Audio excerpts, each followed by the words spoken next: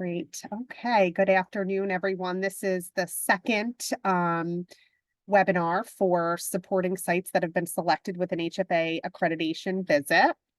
So sessions will be recorded, as I mentioned, and uploaded to the HFN website under that accreditation tab. You'll see the last time we met, all of that information, the PowerPoint recording and resources are there. And then after today, this session, PowerPoint and any resources will be uploaded there as well. We will definitely have time for questions at the end, but you can feel free to put questions in the chat as we go along. So that way, we make sure we get to all of your questions. Also, I just want to note too, last time, and maybe we'll do that again this time, we kept track of the questions in the chat and did a Q&A that went out after the call to just follow up because of the recording issues last time. We wanted to make sure those questions and answers were shared.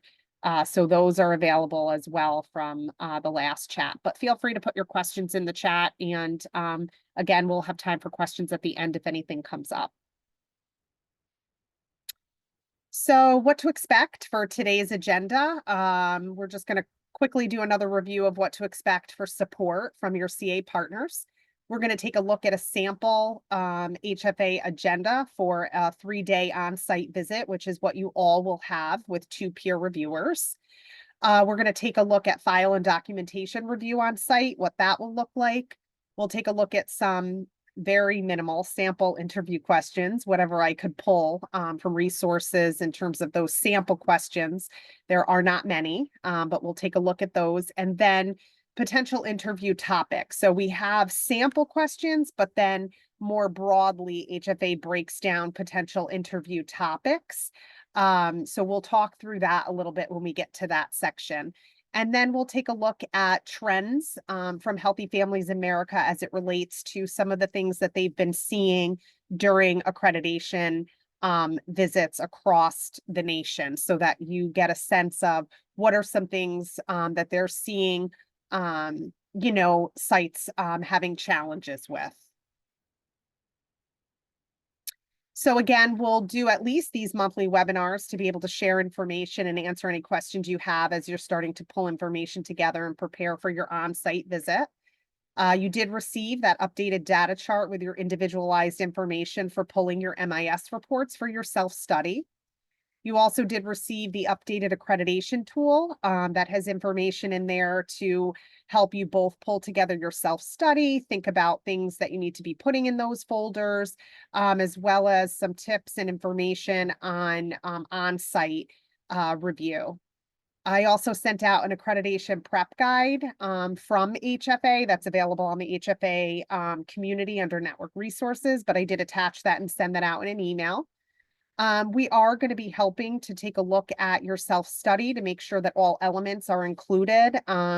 So we're going to have to do that kind of as you're uploading things, just because some of the sites that are going pretty quickly have self-studies that are due within the next couple weeks. But we will be going in there to try to support you to make sure that all of those pieces are in there.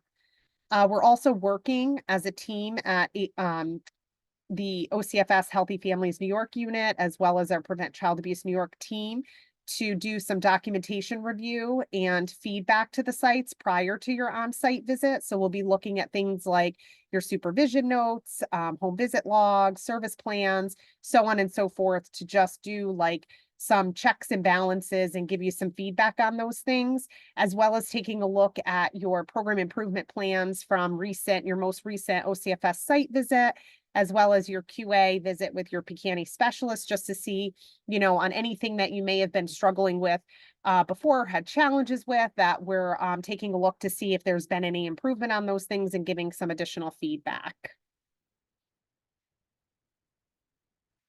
Okay, so here's a look at what a sample agenda looks like for day 1 for a typical 3-day site visit. So arrival days are usually Sunday. However, if you were a site that indicated you could not do a Sunday for your visit for varying reasons, we did make that adjustment. So your visits will be starting on Monday. So if you're unsure you know, about the adjustment, we can certainly make sure that you're have your correct dates of when your visits are. But anyone who indicated they weren't able to do that Sunday start date for their dates, we did get to push you to a Monday. So your visit will be Monday, Tuesday, Wednesday, versus anyone else who didn't have an issue with Sunday is Sunday, Monday, Tuesday.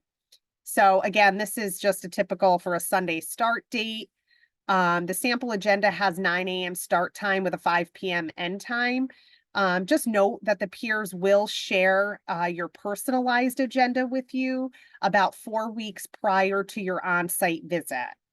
So you'll get that draft agenda that's specific to your site with arrival times and their kind of schedule about 4 weeks out from your visit.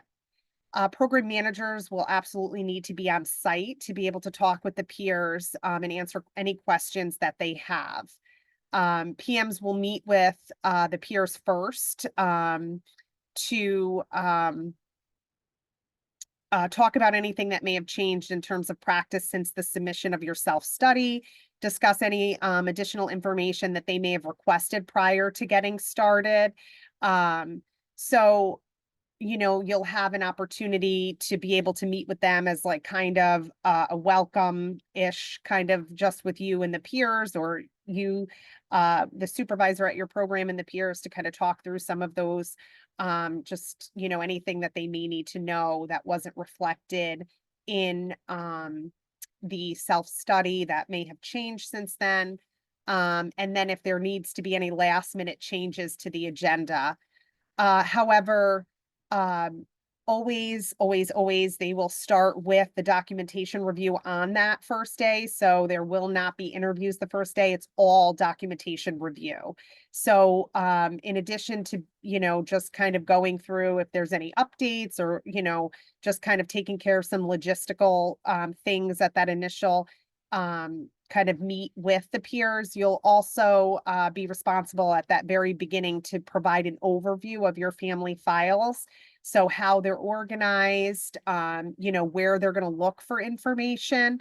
I'm communicating with HFA to be able to get a list of the peers so that way CHSR can work on getting them guest access so that they have their own login to the MIS and they don't need to use your login. However, you will need to sit with them to kind of give them the lay of the land of the MIS, like where the home visit logs are, where your frogs are, service plans, referrals, like all of that, like kind of walking through that with them so that they can dive in on that first day and really start looking at you know, all of the practice. And, you know, thinking about the additional information, you will be communicating with the peers like somewhat quickly. Like you'll be hearing from them. They'll be looking at your self-study and then they'll be communicating with you if they're not finding things in the self-study that they need. So it's not like they're gonna just score it and come out. What they'll do is if they're missing something, they will reach out to you, you know, to ask, can you help me, you know, find this, or where can we find this standard? And so you'll have an opportunity to be able to, as they're reviewing, if they are missing anything, like we talked about before, you're like, they ask you about something, like, can you tell me in your consent forms where you have this specific bullet point? Like, oh no, that's missing. Let me update that and send them the new one and make sure families are using the new one. Like you'll have time during that self-study. They should be reaching out to you to ask questions to be able to get you to you know, submit things that they're not yet finding.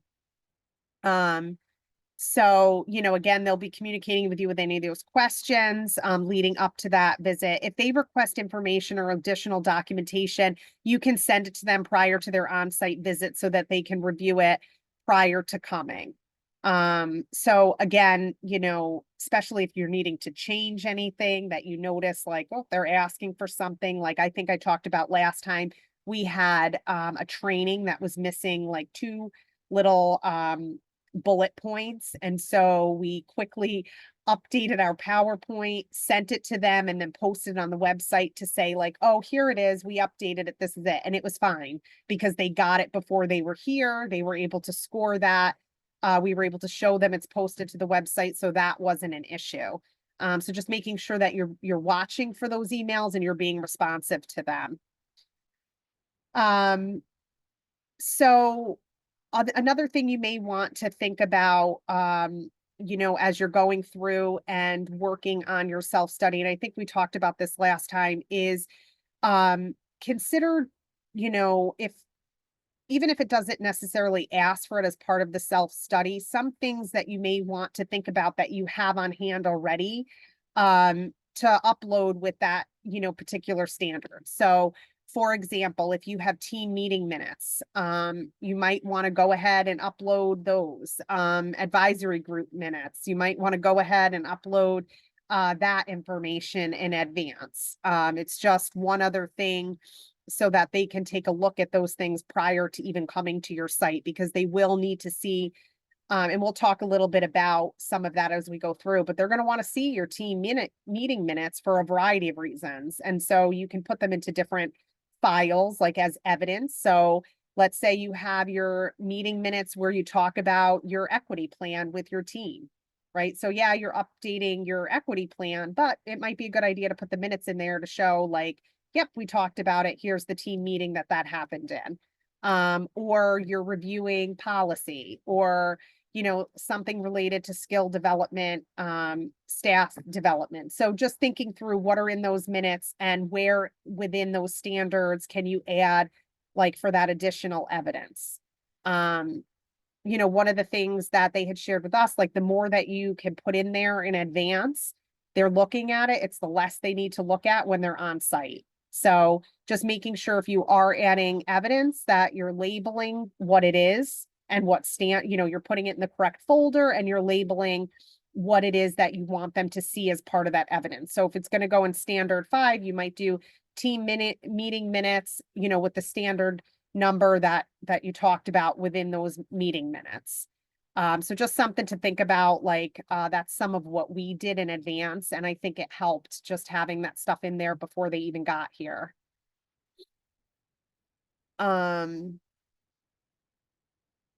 Yeah, so let's see. So another thing to think about too, is that the peers will have a working lunch. And so this is where you may need to make a plan to get lunch for them. So what we did was we printed some menus or gave them some links to different restaurants that were in the area. I made a folder and just left it in the room with them so that they would be able to order their lunch. They pay for it. And then we just had to go out, like somebody had to go out and get it for them, because they don't take a break and go out. They'll work through the whole lunch. So, just checking in or having that available, they'll communicate that with you when they're doing the agenda, like they had asked us to do that. So that just keeping that in mind, you might have to have somebody available to do that if they're going to be working through their lunch. And then at the end of the day, they'll debrief with the program manager. And you can consider inviting your supervisors or even your program manager, like your supervisor that oversees you as the program manager, to just listen in on that debrief. At those debriefing sessions is when they'll typically ask for even additional information, right? So they've been reviewing files, and so they may have missed something or not seen something. So it's at that debrief that they'll let you know, can you help us find this, like a service plan, or, and so that's when, you'll want to go back and look for that additional information or what it is that they're looking for, and be able to provide that to them. I was trying to do it the next day, so that way they had it and could move on. So just making sure that if you do have that information, that you're providing it to them, as quickly as possible, so that way they can score it, taking that into consideration.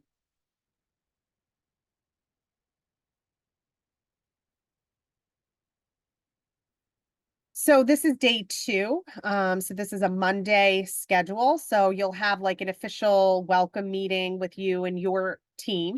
and any other program or agency individuals that you would want to include. So this is just, going over the logistics of what the next few days, so that Monday and Tuesday, or if you're a Monday start, that Tuesday, Wednesday, what those interviews will look like. So this is the start of those interviews. So just like, again, this is a sample, so it's going to vary based on your program and based on the number of staff that you have at your program. But notice that staff are interviewed individually. And so they did ours as a group, but I don't know if they did that because of just the functionality of being a central admin or because we're so many people here. But in this agenda, they are interviewing everyone individually, about 30 minutes for the staff. And so this might be scary for staff, right? I mean, maybe they interview with us, but they do that as a group. So this might be a little bit scary for them. So in a little bit, we'll look at some sample interview questions and also some topics to help you prepare your staff for those interviews. So then again, it's that working lunch and the regroup and debrief. And I did skip over like the 2 advisory board members, sorry, backing up. A couple advisory board members, about 15 minutes each. And we do have some sample stuff and some topics that we'll talk about for the advisory board. So start thinking about who you may want the 2 people from your advisory board that you may want to be interviewed as part of that. And again, we had to move some things around, like the people we had for our advisory board weren't available during the specific time. So they were able to adjust things to be able to interview them at a different time. We just kind of move things around the agenda. The other thing is that I know this came up and it's on the Q&A from last time, but they really do like the in-person interview. So as much as you can possibly do that, that's wonderful. If it's not something that the advisory board members, or if you have families that absolutely can't make it into the office for the interviews, they were able to do Zoom links for us and interview them over Zoom, but they do prefer the in-person interviews if possible. So again, the working lunch, they're going to regroup and debrief amongst themselves. Sorry, that's like just to kind of figure out where else they need to go. So that's kind of the first part of the day. So here's the rest of day 2. You'll see like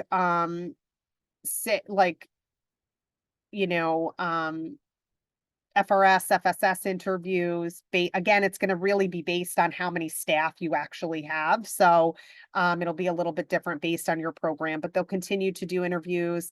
And then they'll have supervisor interviews that day as well. Those are about 45 minutes each individually. And then they have a little regroup, review documentation, debrief. And then again, it's that every day they'll do a debrief with you and if you want your supervisors there to kind of help manage anything that's missing, you can certainly do that, work together to get that stuff together.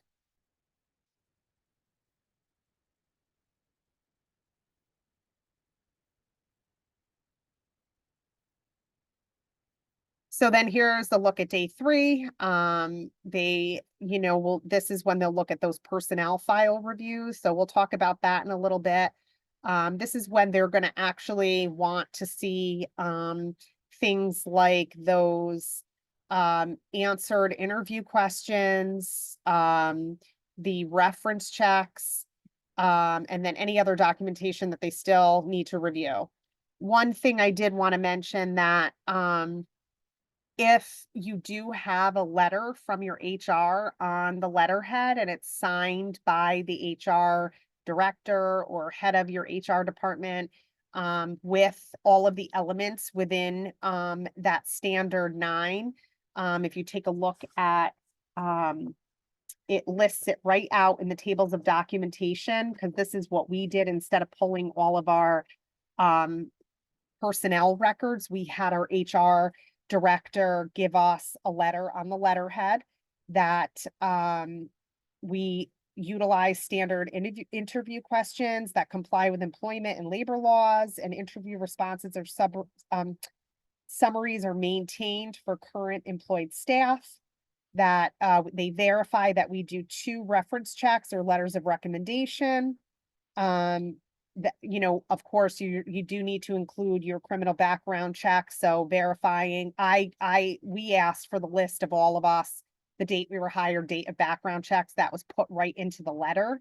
So they could see that, as well as the statement of the equal opportunity employment, and that has to include the current status. So take a look at 9.2, 9.3A, and 9.3B, because you will not have to pull together all of those interview questions and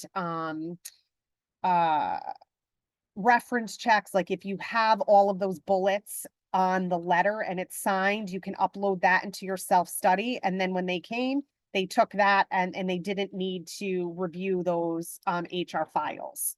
If your HR says that they can't verify that they have those answers, to the questions, then if they can't make that statement, then you are going to have to provide those responses from interviews for the current employees, and so on. But if your HR is able to bullet out all of those things in that standard and you can upload it, you should be okay with that.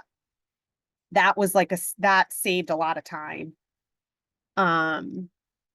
So, and then after that initial kind of, wrapping up the documentation review, it's more interviews. So you'll see that's when you, as the program manager, will be interviewed. Your supervisor will be interviewed. They'll take a break. They'll start to score some of that. And then after that, they'll dive into those family interviews. So according to HFA, there is typically about 8 families that are interviewed.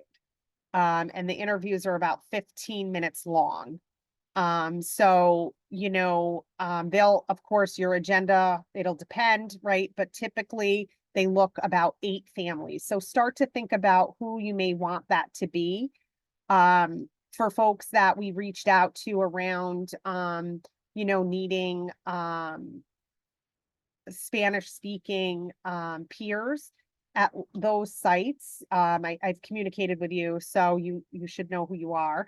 All of the sites that indicated that they had Spanish speaking families and staff, there will at least be one peer reviewer that is bilingual and speaks English and Spanish available on site. And again, if you're unsure if you have a Spanish speaking peer, you can reach out to me and I can verify, but they went based off what was put into the HFA community for, the demographics of your site. And that's how they, determined or asked about needing bilingual peers. So I did communicate that with the sites that did indicate. So if you are one of them, all of them that needed that, you have at least one on site that's able to conduct interviews in Spanish. All right, so any questions on the sample agenda? Next, we're going to take a look at some sample questions and the topics, but any questions about just the agenda in general? Oh, I lied, because here's the next part of the agenda. Sorry. So this is just the afternoon. They're going to work on their report. They'll finalize it. You'll have a pre-exit meeting with the program manager and then whoever you'd like to attend. So one of the things about the pre-exit meeting is that this is really where, of course, they're going to highlight the strengths, but this is where you're really going to learn of, where those challenges are. So think about who you might want to be there for that. So they're going to walk through, where you have challenges and maybe not in adherence yet, is this pre-exit meeting to get you a sense of what your site visit looks like.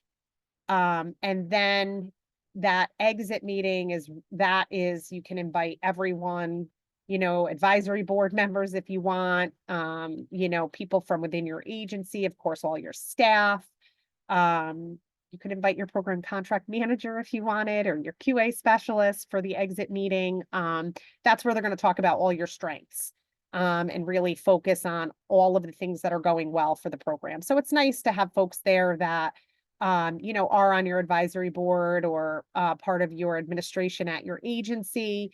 Um, so think about that too. But again, they'll send you, I mean, that is the last, that'll wrap it up.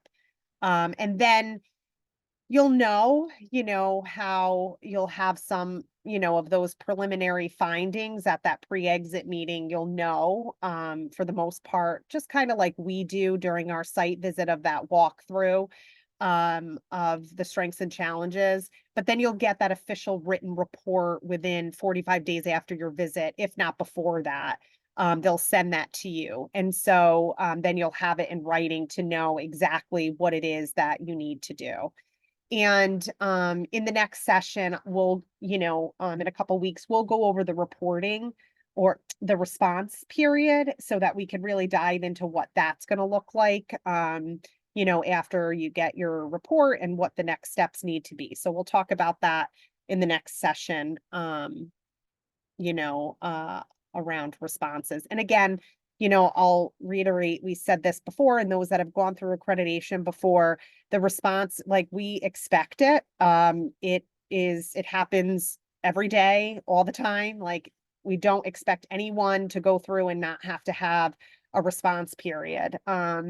It is just, there's 150, I think 3 or 6 standards. And so to not, you have to meet 85% of that. You have to meet 100% of the first order standards, 100% of safety, and 100% of essential to be able to not have to have a response. So it's not likely. We expect really everyone to have something that they're going to have to respond to one way or another. And if you don't, wonderful. That's amazing. So yeah. Okay, so Sarah had a question in the chat. If families are signed up to come but do not show, what happens if less than 8 families show up to be interviewed? Should we plan for more like 10 just in case? I can check with them just to see if that's happened and if they expect you to like do any last minute juggling with that. I'll follow up, Sarah, because I don't want you to schedule people and then not have, then say, never mind, we don't need you. So I'll follow up and ask them if it's necessary to do that. I'm sure things come up all the time, like emergency situations and a family can't make it. So, but I'll double check just to make sure. Because again, I don't want you to have to go through scheduling people if you're not going to need, truly need them there, even if 8 don't show up and you only have 7 or 6. So I'll check. Good question.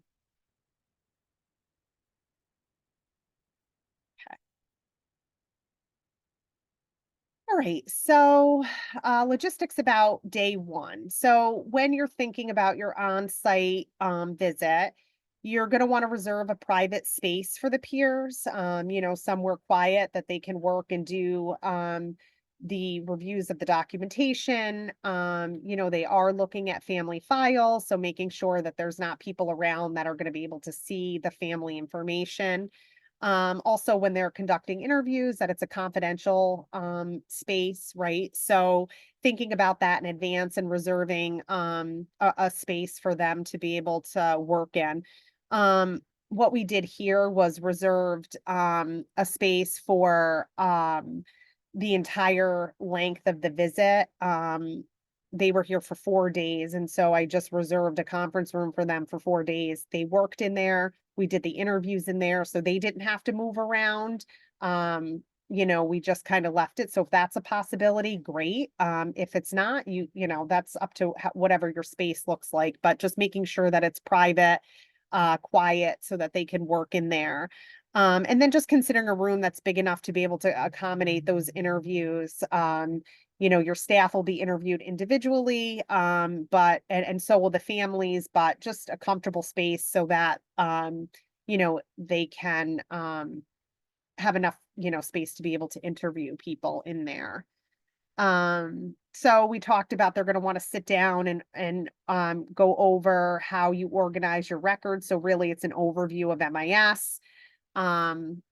And that's what you'll do on that first day that they're there.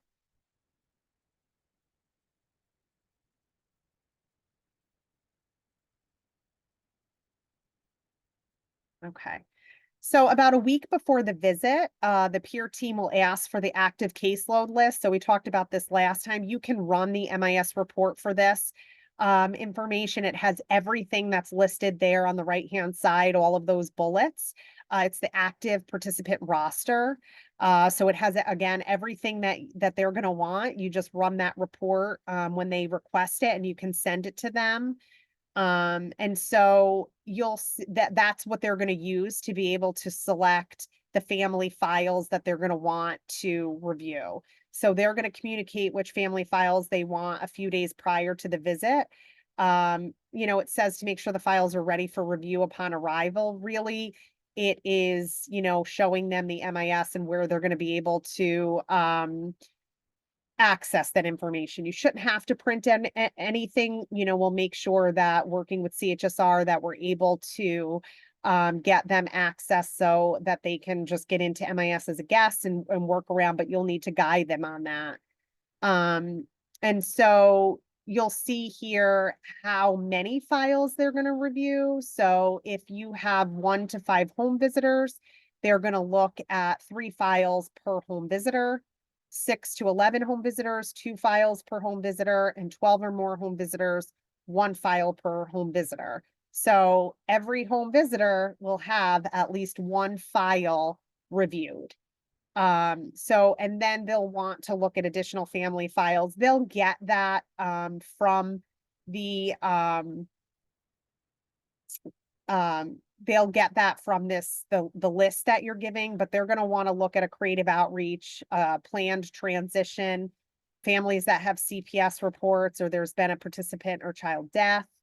They may ask for additional records when needed to be able to support recent practice. So, for example, if they pull records and they're not seeing like a planned transition for that family, they may ask for another record to show something more recent around transition planning.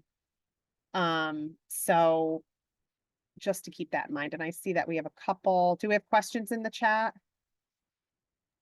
I had one that it looks like Sarah, you answered her question around specific files and requesting them, but there was a question around if there's a family that's part of the advisory board, would they want to conduct the family interview at the same time, or would they only count for the advisory board? And I just wrote possibly, because again, when you have your own or your agenda for your site, they will want to interview them for specific roles. So if family, but if they're advisory board, around the advisory board, so they may combine them for time's sake, and to have that person or what have you just have that one time slot. But I think that would just depend, right, Allison? Yeah, and like I would communicate that to the peer reviewer, like when you're selecting or you're thinking about your advisory board members and giving them that list, you could pose that question to them, like that you do have families that are on the advisory board. Would you want to interview them as an advisory board member? Like, I could also get clarification on that too, but you can communicate that and talk with your peers about how they would want to, work that if they would want to do. I'm sure that's a unique situation. They may want to do that interview as, like Erica said, as an advisory board person rather than as like the family participant. It might be 2 separate interviews.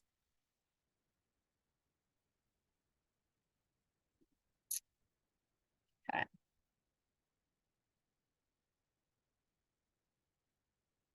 All right. So on day 1, the peers will also be reviewing the supervision notes that correspond with the home visits and family files that they have selected. And then again, like this is when they'll be looking for those HR files. So again, review 9.3a as it relates to the information they'll want to see from HR. We talked about this already with the sample interview questions for staff. Like they're going to want to see the answers to those, verification of 2 reference checks. Good idea if you can get that letter, upload that right into your SharePoint, so that's taken care of. And then, yeah, like I talked about, we uploaded all of that into ours, so that way, it was all set. You did your background checks already. They're part of your self-study. However, if you hired new staff, since you submitted that, you're gonna want to add that to the list of your background checks, just to show that those new folks have had background checks as well. So just keep that in mind. You'll want to update that. So again, the team having team meeting minutes or advisory board meeting minutes available, either on site or uploading them as evidence into the self-study for the peers to review. Again, this is what we did, felt like it was super helpful. I did it for the skill development part to show that we meet, as a team monthly. I uploaded our agendas in there and meeting minutes as CA, like those types of things, again, in advance because I had them. And I was like, you know what, I'll just put them in there. It's one less thing for them to have to review on site. So I think that was helpful. If you could do it, just make sure you're labeling it with whatever standard you're trying to say, like, yep, this is how we do these things or how we did it. So that way they know what it's going with.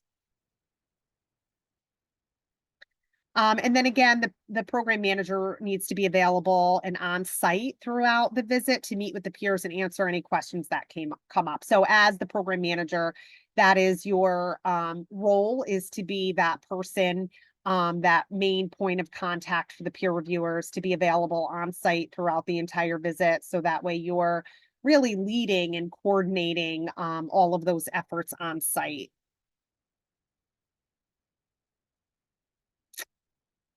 So then on the morning of day 2, which is typically that Monday, but again, some of the sites, if you had yours altered, it's going to be Tuesday.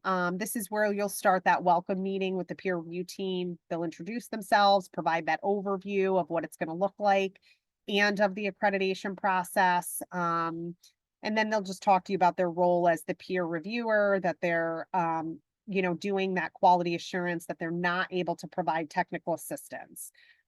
If there's things that come up while they're on site that or even before, right? Like even during your self-study, if there's things as you're communicating and it's more of a technical assistance, you need help with something, you need something reviewed, you have questions about documentation, you're going to want to reach out to us, not the peer reviewers, because they won't be able to provide technical assistance to you. They're supposed to stay in that objective role as that quality assurance, like having that quality assurance hat. So anything, if you have questions that are specific to any sort of policy practice, that kind of thing, come to us first. And then, we can support you in being able to address anything that comes up technical assistance wise.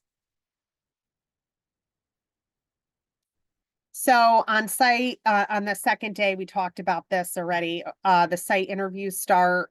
So noted in the sample agenda, the staff, supervisors, families, and PMs will all be interviewed. In addition, the peers will interview the PM supervisor, advisory board members. One of the things that HFA shares is that staff can bring, if they want, like some a family file to show any illustrate their practice to them if they want. It's not necessary that they do that, but if they feel like it's going to help them feel more prepared to be able to show visually, like this is how we do things, that's fine. They can bring a family file with them into that interview. So we're going to take a look at some sample interview questions and talk about topics to consider for mock interviews. But it's important to know before we jump into that interviews are really used to fill the gaps within what it is that they're reviewing or to get additional information. So and I'm saying this because as we start to go through the questions and then get into those topics, it is overwhelming. There's a ton because it really can be about anything. Because again, it really is going to be site by site. It's going to depend on what it is that they need to fill in for your site or what additional questions or what more they want to learn about.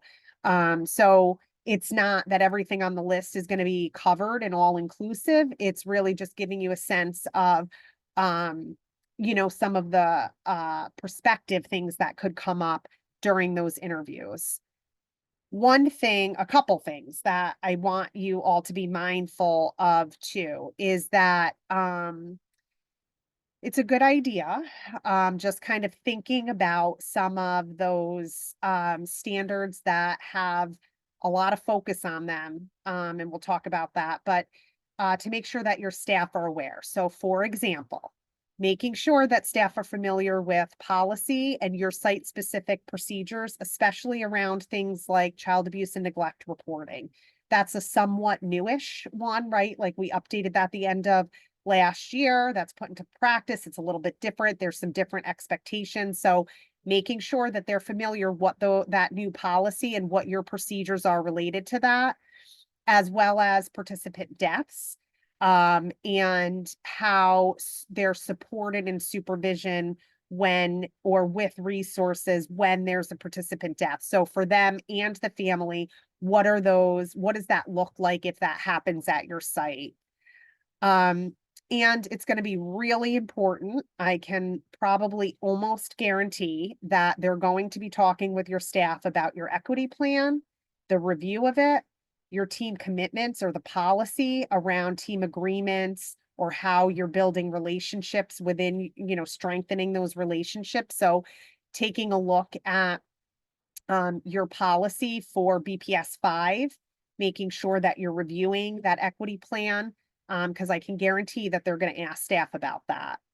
So it's good to make sure that staff are familiar with that. And then something we did to prepare for interviews was having staff read certain parts of our self-study. So of course it's like impossible for them to read things in its entirety.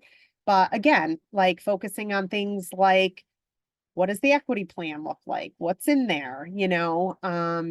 Maybe there's some analyses that you think that, staff should be familiar with. So thinking about, I think about the policies, some of those safety standards. What are the safety standards and what do they need to be familiar with that they could be interviewed? It's not anything that they don't know.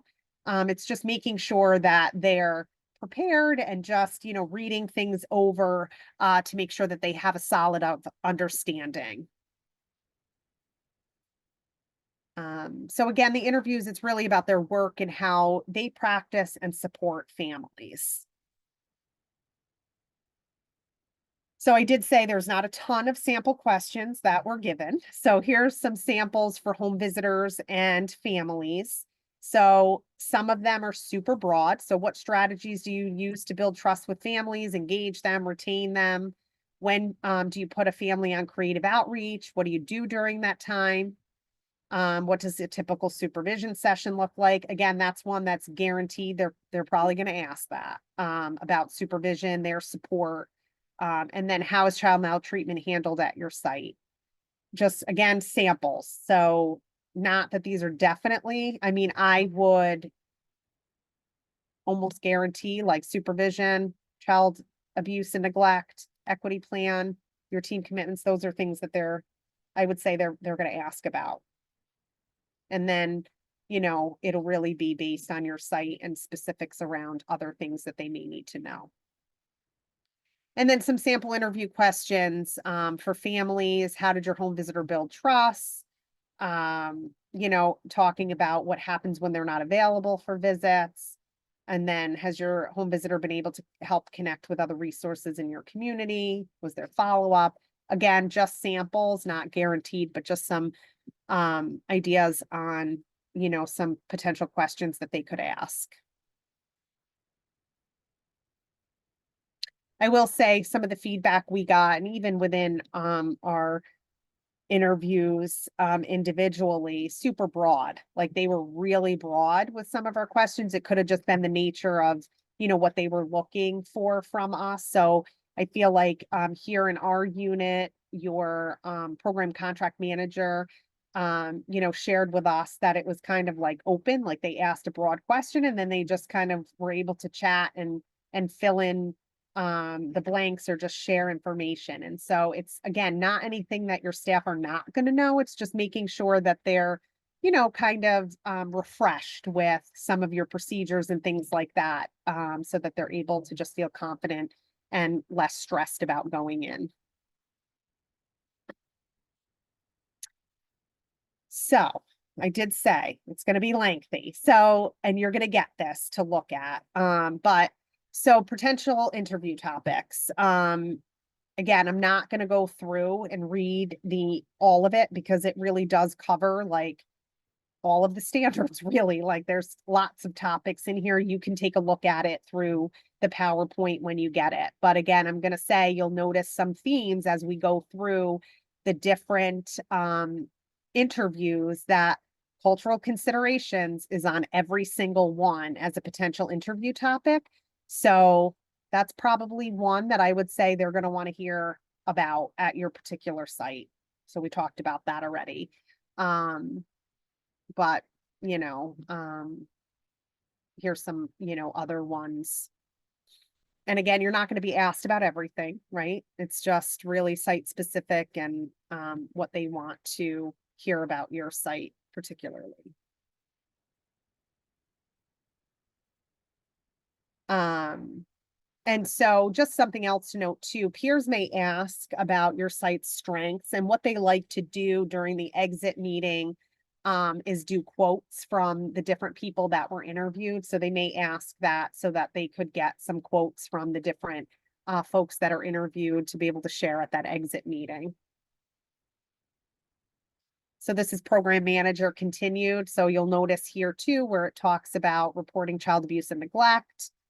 Um, you know, more on the collecting staff and family input. So around that 5, that cultural component. And then the rights, grievances, release of information process. um, Complaints is another one. So, you know, again, like looking at making sure your supervisor, staff are familiar with the child abuse and neglect policy and procedures.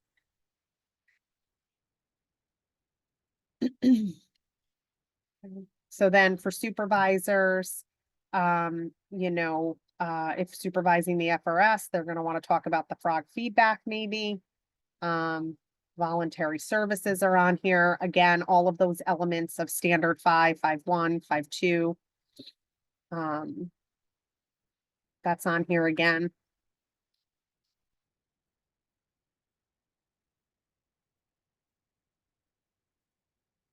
More of the supervisor service planning. And when we get to the trends, we'll talk about some of the things that, you know, came out of, trends from HFA, and I have some other ones that we'll share next time around, but they're gonna, I think service plans is gonna be a big focus, right? So we have those reports, making sure all families have a service plan, that you're reviewing those at least quarterly, and that you're documenting in the service plan, you know, pacing. So what is happening with each of those risk factors? If you're implementing things, making sure your dates are in there when that was implemented on the home visit log.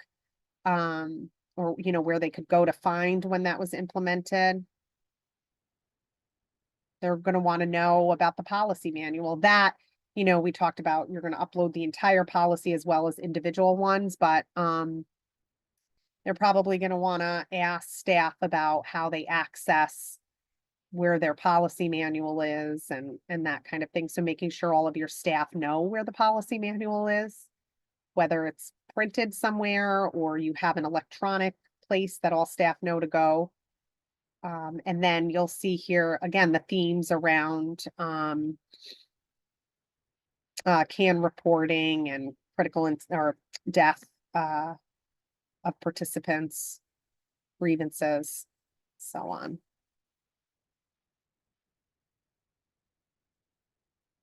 So here's some questions for the FSS, FRS. And there's that, again, the theme with that standard 5 is in this one too, service plans.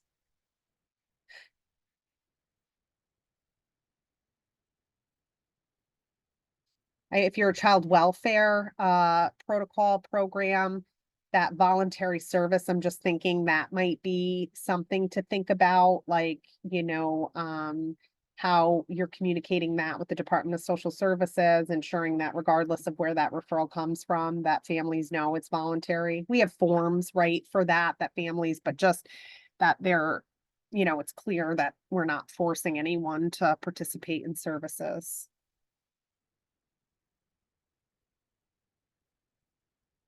And then some more for FRS, FSS.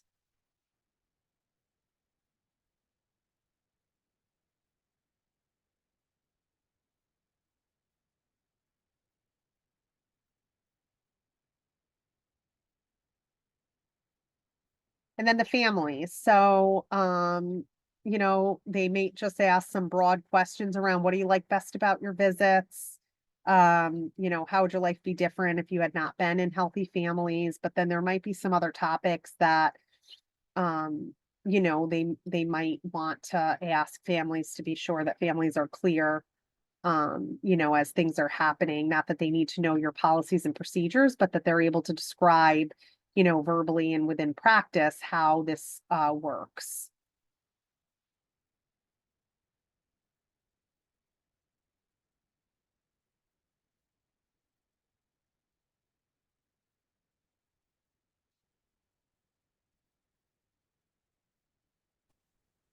Allison, Yes, if we have someone that's recently graduated, would that be a candidate? for interviews, Yes. I will check. Or do they need to I'll be ask. still enrolled? I can ask. Okay, I don't have When, one in yeah. mind. I'm just thinking if I get to September and I've had Yeah, someone just graduate and, in August, then maybe. My other question was interviews of APMs. Where does that fit in? of what's that? Assistant program managers. Um, I'll ask that too. Thank you. Sure. That might be like an added space, and maybe a little bit both of the program manager, supervisor type. Do they supervise direct staff or supervisors? But I'll check to see. And that might be something we'll just need to communicate with um your peers to let them know, like, this is the staffing pattern. I'm just writing this down, Sarah, so that I have those good questions. And then Esther's.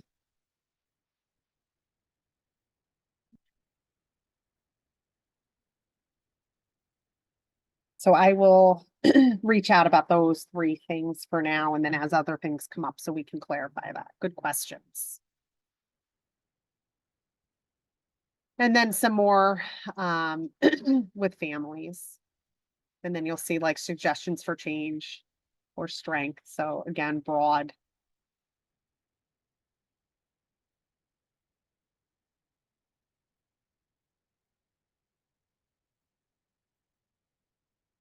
And then here's some questions for advisory board.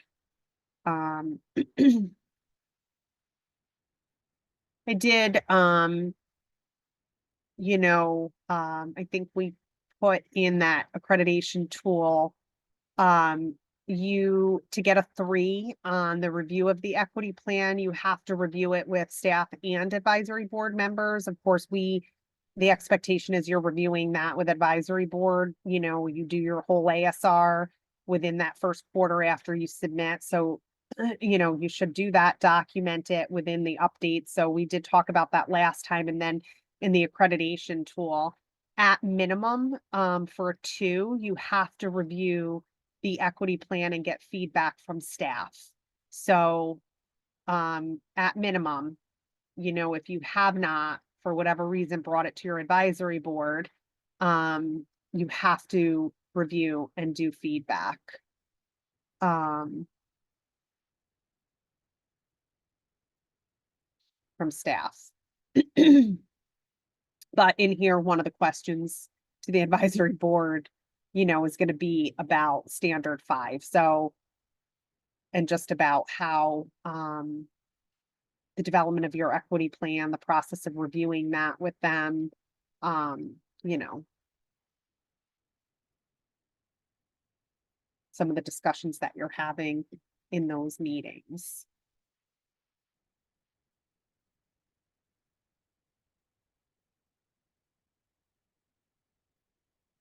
Yeah, so Esther said, they send a form for us to complete with our staff pattern, and then they send an agenda blank for us to fill out. Yes, they did send us a blank, and then we put the names in. That's what we did too. Yeah, maybe we did an org chart. I'm trying to remember, Esther, if that's how they picked, but I'll just double check to make sure that we're good. But yes, they did send a blank one, and then we filled it in for the slots. So then here's for the supervisor of the program manager, some potential questions that will come up, again, around that standard 5, their supervision with you, your opportunities for professional development and support as a program manager, and then just around some of those traumatic experiences, so participant death, child abuse, neglect reporting. And then if they are involved, in the advisory group, they may ask some questions related to advisory group stuff.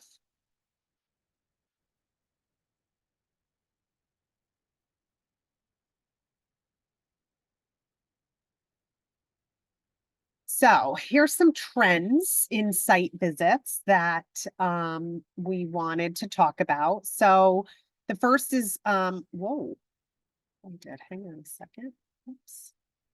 The first is transition plans. So if a family, you know, the policy, if you have that notice of the closure, that you're, you know, documenting a transition plan for them utilizing the MIS. So the MIS has everything that you need to be able to show adherence to doing a transition plan.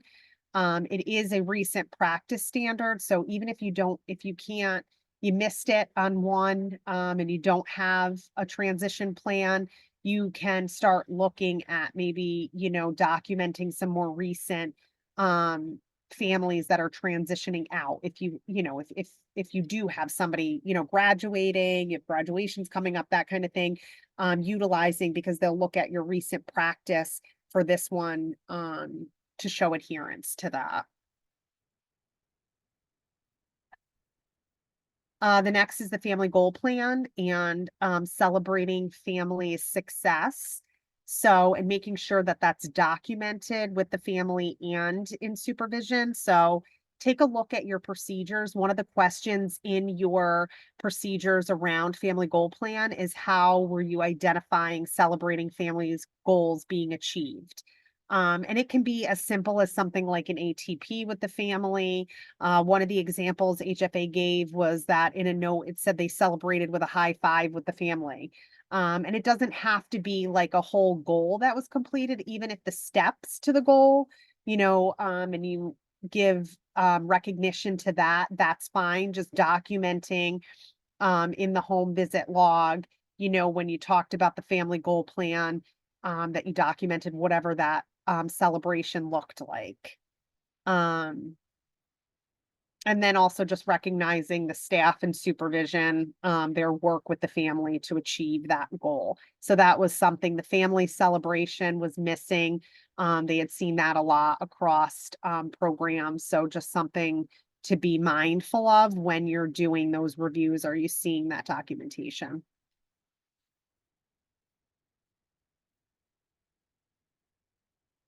So the next are the frog scores.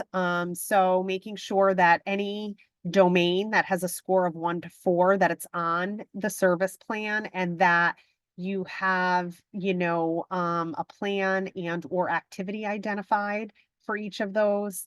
That even if there's no score, that you should still be listing out that domain, and then if there was a protective factor to that, that it's on there. So, you know, just taking a look at those. And then super important to show the dates in the last column of the service plan for implementation. So it doesn't have to be in every domain, right? Like you don't have to implement on every single one, but that there's examples of actual, that you're like updating the service plan, that when you are implementing activities, the date is there when that happened, so that they could tie that back to the home visit that you did actually implement something.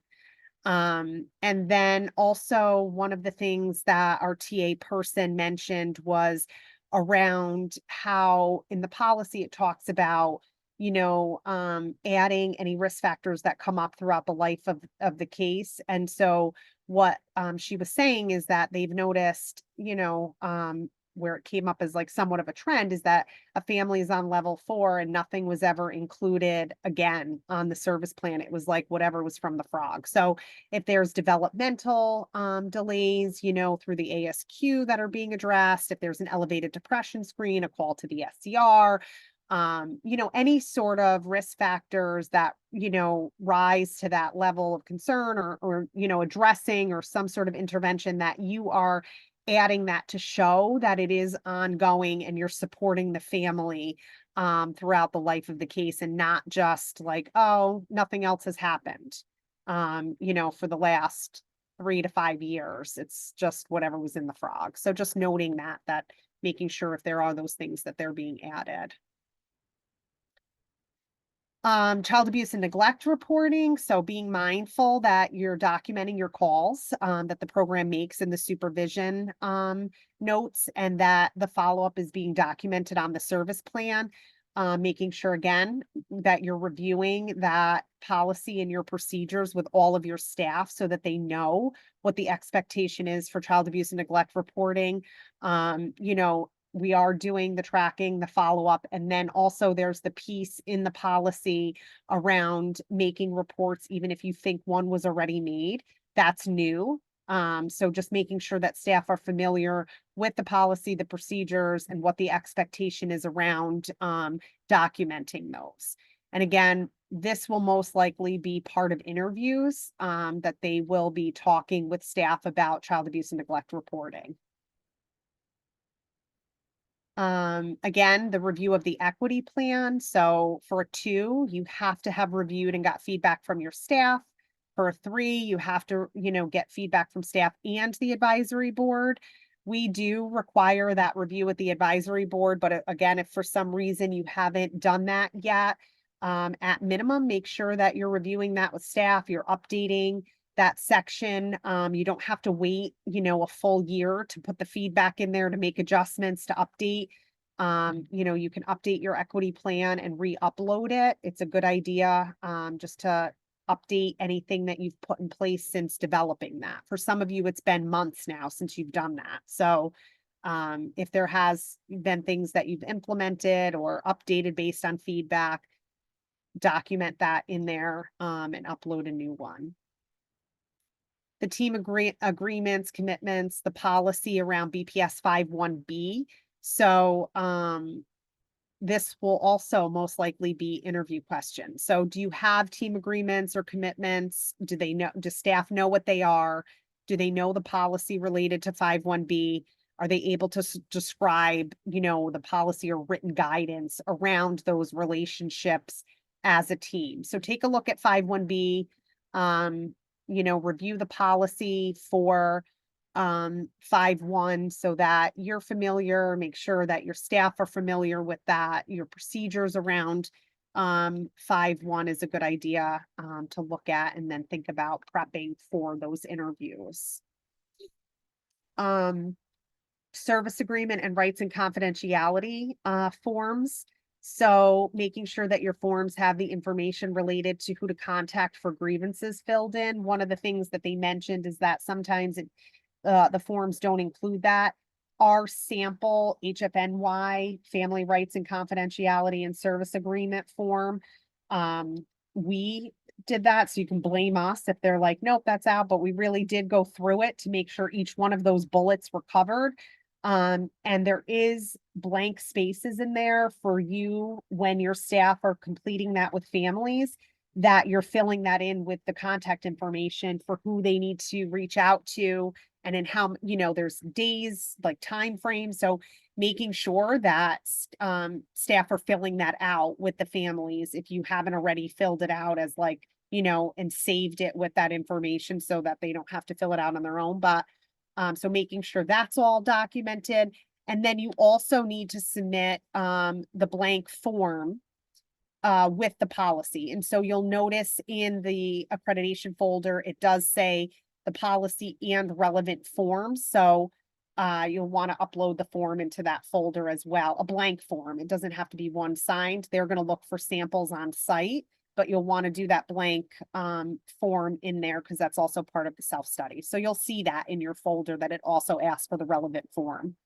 And again, that's that HFNY one that we put out that has all of the information on there.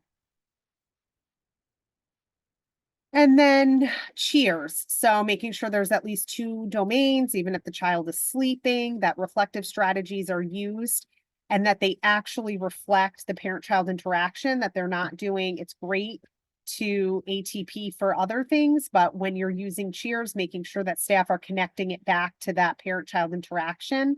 And that's what the reflective strategy is within cheers.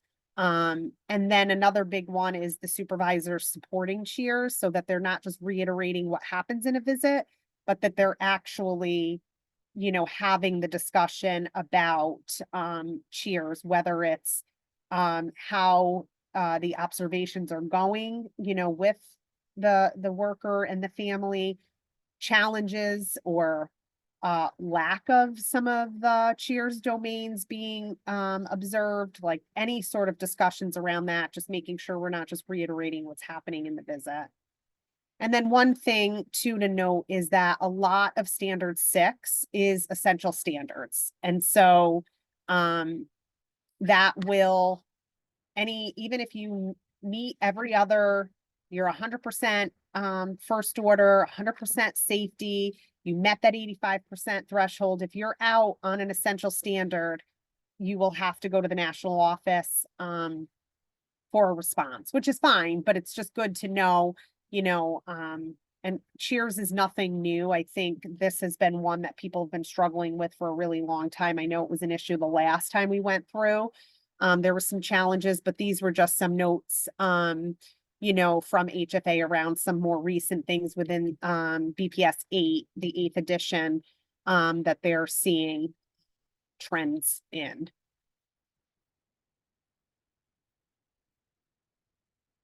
And so making sure you're, not that you're not, but familiar with which ones are safety, which are your essential standards, and maybe when you're looking at some of this, taking a look at those, during that file review.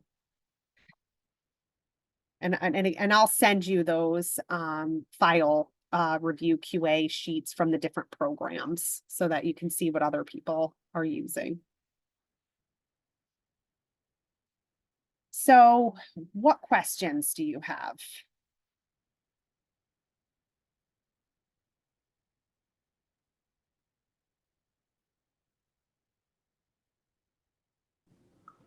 Hey, Allison, it's Lori. Hi.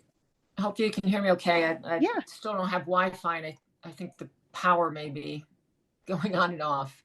Yes. I really like this presentation, so I'm hoping we'll get a copy soon because it would be really great. I can use it in my staff meeting. Next staff meeting to go over with staff.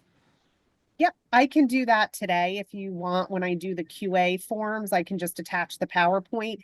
The recording and the PowerPoint will get it up on the website. Okay, great. But if people want to share it sooner than later, I can send it out today just so that you at least have the PowerPoint. But the recording and that might be a couple days to get up on the website, but I can send this today. Great, thank you. You're welcome.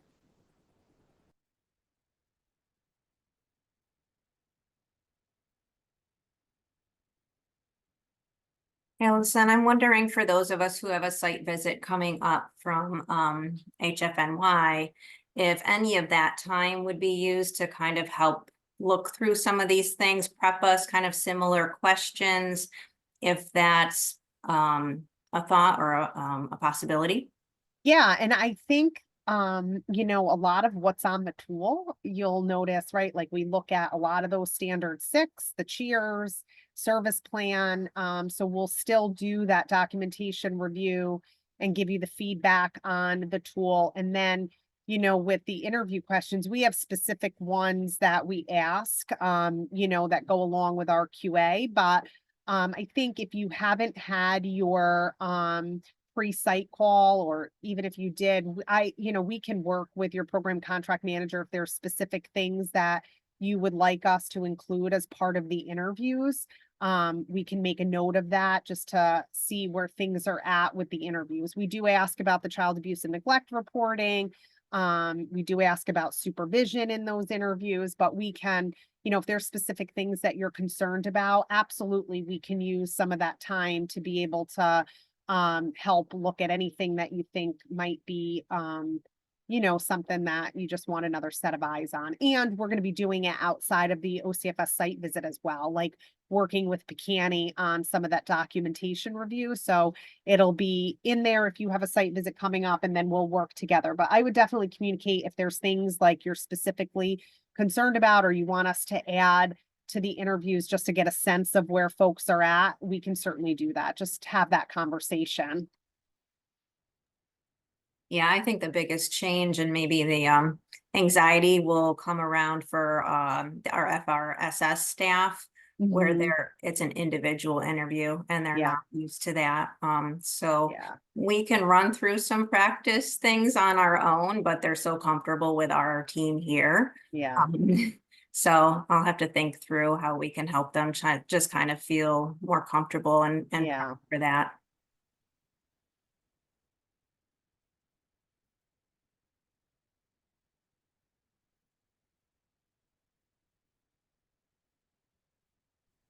I know there's comfort in numbers, right? So that is kind of a nice thing, is that, you know, if you're nervous, you can feed off of other people, like as, oh, you're like, oh yeah, I remember. Yes, that's right. You know, like just if you're nervous, I know, I get it. I get it. I was hoping it would be in groups, but it looks individually.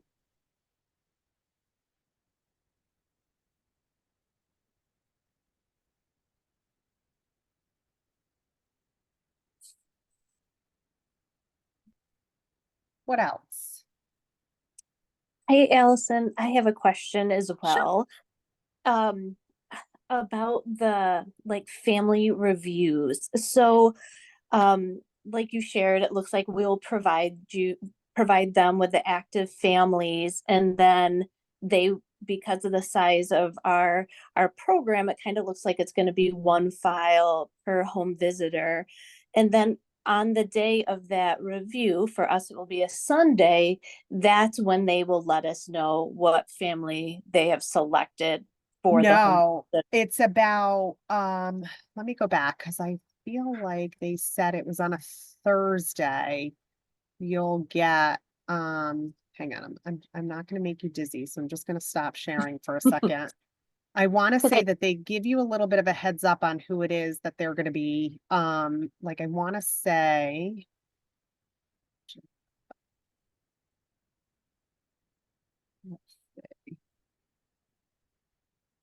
Okay, Was so it peers will send the list of selected families 5 to 7 days ahead of the visit. okay? So you'll know about a week before which, and I'll share my screen again so you can see that. I didn't want to. Do you see this? I know it's my notes, I think, that you can see, but right here Yes. where it says, will a need to be printed, here's, let's see, if the site has advised electronic access, it appears a need to be printed. Oh, I guess that's only if you're going to print them the peer team will select file based on the number of home visits. So I can, I was reading it as if they would tell you 5 to 7, but the way I'm reading this, it's only if you're not going to do electronic. If the site has advised the electronic files cannot be accessed and need to be printed, peers will send the list 5 to 7 days. So it sounds like since we're electronic, they won't send it to you, but I'll double check that. Okay. Do you see what I'm reading?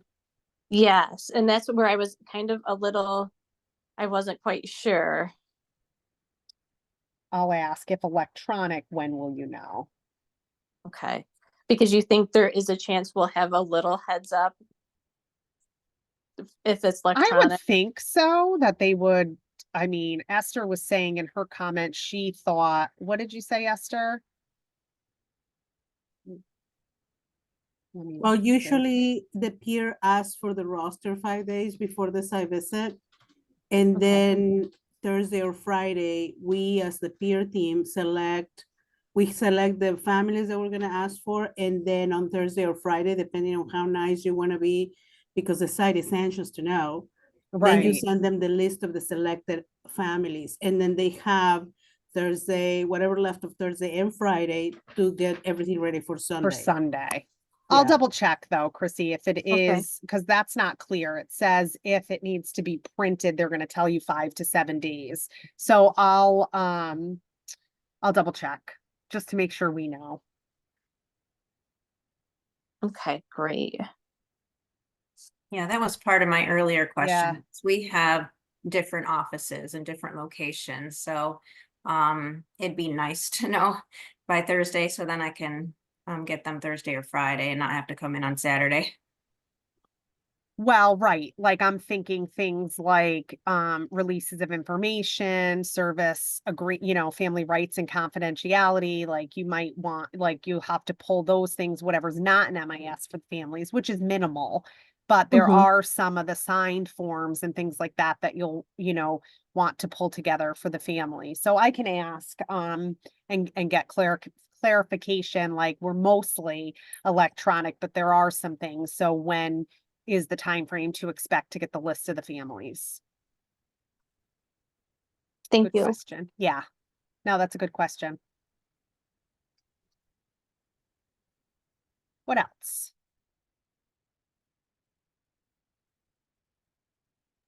Oh, one other quick thing. So the day that or the time frame they're coming, they're gonna start on a Sunday for us, but that Monday is an agency retreat day.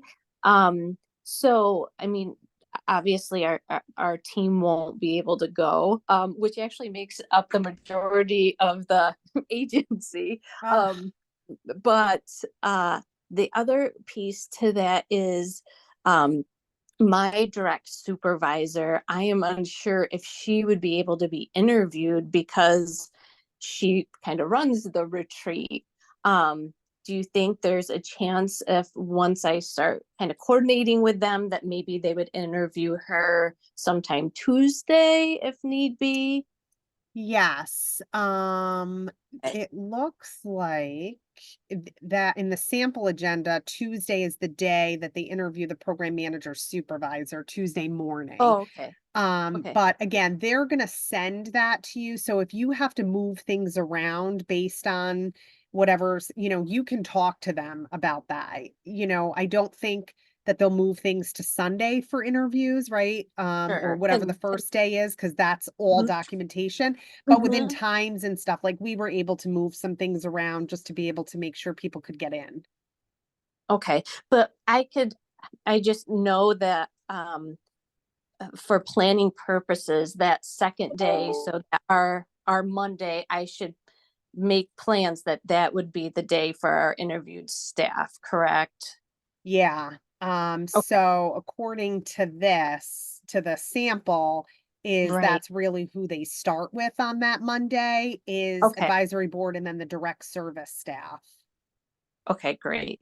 Just in case there's a chance that the agency decides to change the retreat day, like I would just feel terrible if they changed it and I was like, oh, whoopsie.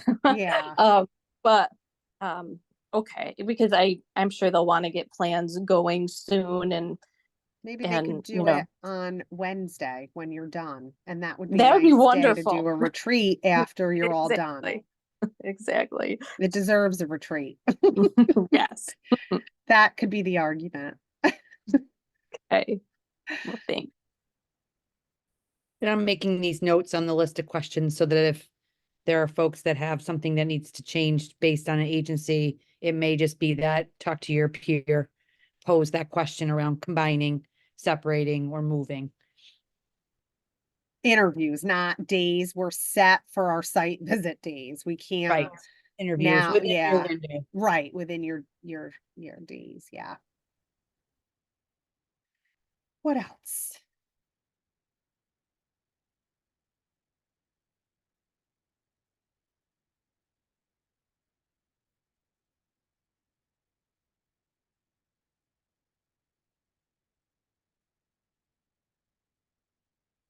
How are we feeling?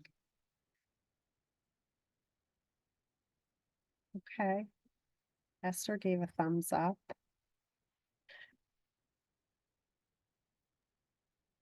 Would you be surprised if we're not overwhelmed? No, Okay. it's super overwhelming. I know, Okay. that's why I was like, the list of topics, there's a lot of them there. It's like everything. If I had nothing else going on, I'd be all I for, know, it'd be let's fine. do this. Right, exactly. I know. But listen, if you need like, we're happy to help individually, you know what I mean? Like if you're like, okay, how do we can share some of the things we did to prep, like I said, we had looking at specific topics and having folks like read certain or certain narratives so that they were able to kind of see how we laid out the way we did things, making sure that they're looking at the policies, the procedures, some of the ones that I highlighted. I don't think anyone's going to be asked anything that they're not going to know the answer to. It's their job. They're doing it every day. You know what I mean? Like, I don't think it might just be some of the like, nuances. But they do it every day. So they know how they engage families. They know what to do when families move to levels. It's a lot, right? But they know. Alice, you know what I found is a good idea in staff meetings when we've gone through the best practice standards and like we'll go through what's going to be, asked from the peer reviewers. We ask them to think about it. How do the best practice standards, how are they actualized in their daily work? Like, what does it look like? Right. And they're Perfect. able to rattle that off, like Yes. what happens during a visit. And Yep. the question is, okay, where does that fit? Right. Is that under family goal planning? Is that under cheer? And they know it. Yeah. And also the rating isn't just based on the documentation or based on the interview. They're like putting all of the pieces together. Right. So it's there. It's just, articulating that. But I think not, waiting for them to have to articulate it until the accreditation. No. Them, Right. look at language. Yes. And that prior is really important. Yeah. And I think too, like you may have an idea for, and, during our reviews too, like OCFS, Picani, like as we're starting to look at things and give you that feedback, but I think also you have an idea for your own program where you might need to do some of the prep around the different topics, because it really is like individualized, right? So when you're thinking about, maybe asking about some of the topics like broad, like Lori said, maybe taking the list from the PowerPoint and spending some time in team meetings to just ask, like, how do we do this, to get a sense, to make sure that folks, can articulate how a family goal plan is developed, or what the service plan looks like, or how they're plan, those types of things.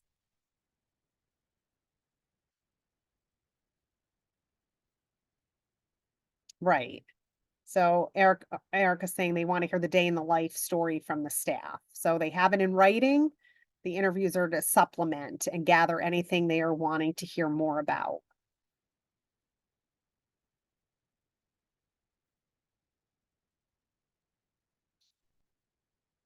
And the other thing too, right? We talked about this before, like there is a 99.9% chance that we'll probably all have a response period, and that's okay. And so we'll figure it out and we'll be able to, document anything that needs to show that it's an adherence now and move it forward.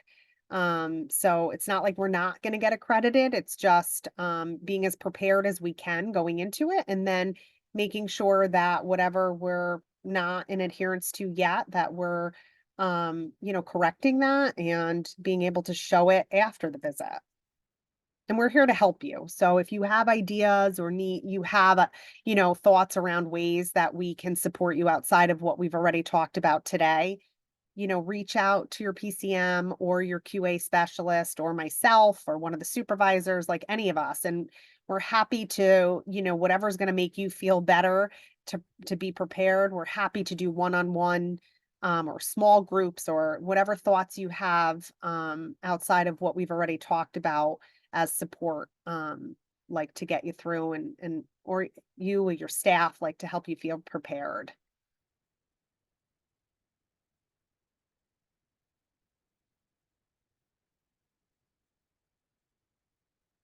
Yeah.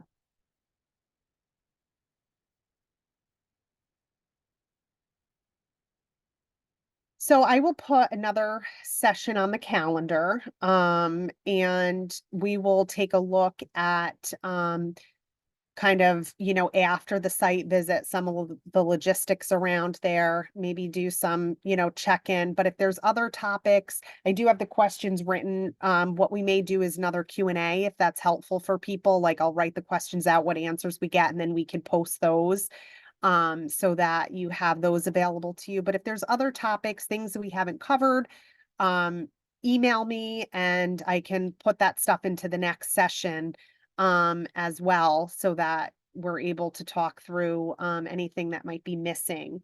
And I'll get the PowerPoint out to you all today, but then know that the recording and the PowerPoint will also be available on the website along with the last time we met as well. And I'll send you the QA file forms from the other programs.